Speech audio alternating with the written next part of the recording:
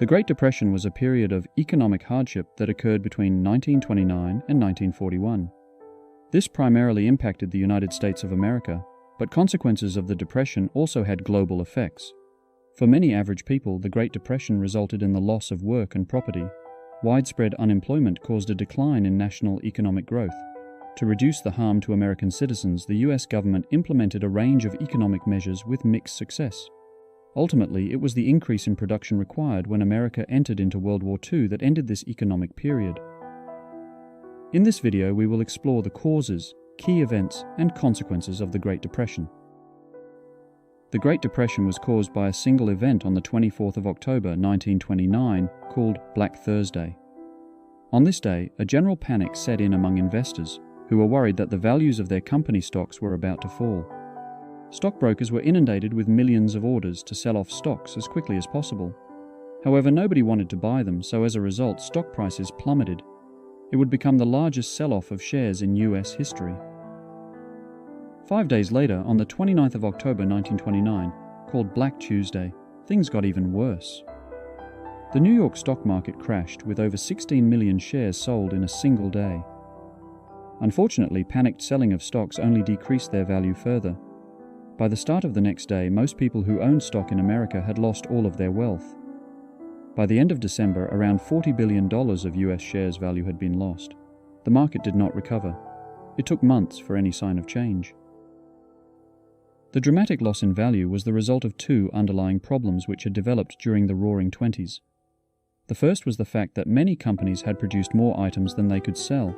To solve this problem, most poor Americans had relied upon hire purchase schemes, on the belief that they could pay off their purchases over time, as long as they had work.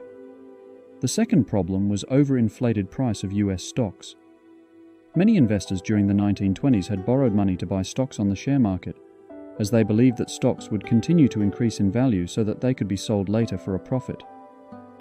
However, with so many people buying stocks on credit, the price of stocks went up quickly, which made people believe that they had more wealth than was realistic. So when people started selling stocks in the hope of getting their money back, the price of those stocks also dropped dramatically. This meant that when people went to sell them, they were being paid back less money than they bought them for. The result was that after all their stocks had been sold, people were still in debt. With wealth gone and people now no longer able to pay for their hire purchase items, banks had no money left. Millions of Americans panicked and rushed to the banks to withdraw whatever cash they had left. Such rapid withdrawal of cash from the banks meant that banks also ran out of money. As a result, banks all across America were forced to close. More than 5,000 banks shut between 1930 and 1932. Those people who didn't act fast enough and went to their local bank found the doors were locked and they would never get their money back. The closing of so many banks meant that many businesses also lost their cash and were forced to close. As businesses closed across the country, people lost their jobs and had no other businesses to go to get another one. For those businesses that could still operate, they began reducing their workers' wages to try and keep them in employment, but it meant that they barely had enough money to live on. As a result, people began to limit their spending in order to just afford food for their families. However, just as regular people needed to make cuts to their spending just to survive, so did many other businesses. Since no one was buying their products, factories had to reduce their output. Ultimately, they had to fire workers who were no longer needed. Ultimately, the number of people without jobs continued to increase during the first few years of the Great Depression. In 1929, around 3% of the American population was unemployed. Now, around 100,000 Americans were losing their jobs each week. By the end of 1932, almost 13 million had no jobs to go to. By 1933, around 25% of the US population were unemployed. The American president at the time of the stock market collapse was Herbert Hoover, but he had only been in the role for 6 months by that stage. He tried to take the initiative to counteract the collapsing economy. Hoover provided tax cuts to Americans so that they could buy necessities. Also, Congress approved his plan to invest over $1 billion into hiring people to staff massive government projects like the Boulder Dam on the Colorado River. It would later be called Hoover Dam. Unfortunately, despite these measures, Hoover never found a successful solution to the economic collapse, and when many unemployed people began living together in groups of shacks known as shanty towns, people angrily called them Hoovervilles. However, in 1932, another presidential election occurred.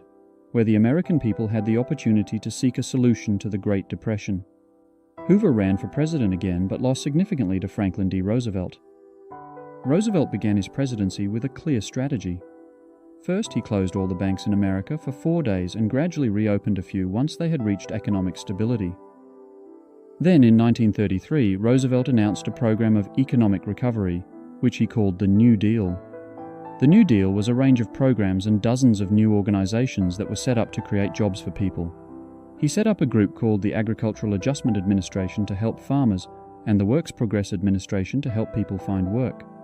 Ultimately, the US government began hiring people to work on government projects to get people paid once more.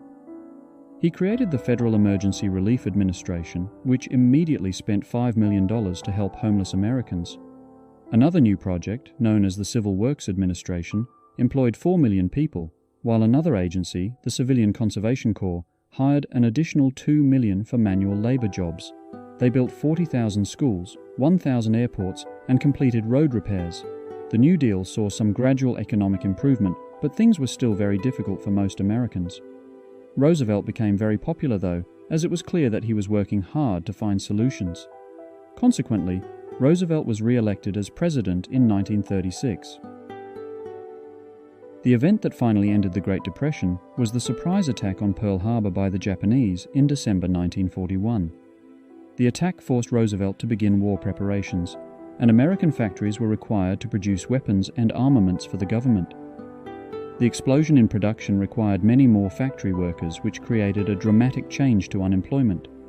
Furthermore, thousands of men were recruited into the armed forces, which gave them a steady income. By the start of 1942, the American economy was showing substantial improvements for the first time since 1929. By the end of the Second World War in 1945, America had one of the strongest industrial and economic systems in the world. I hope you have enjoyed learning about the Great Depression. If you'd like to know more about the interwar years, be sure to watch our video on the Treaty of Versailles. See you next time.